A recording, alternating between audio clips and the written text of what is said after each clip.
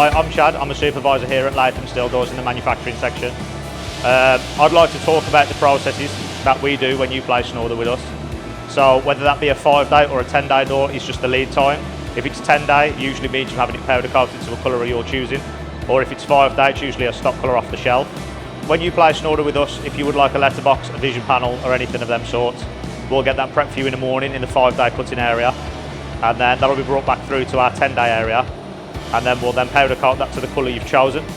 And then our builders later on in the day will get that prepped, ready for our packers, and then off to dispatch.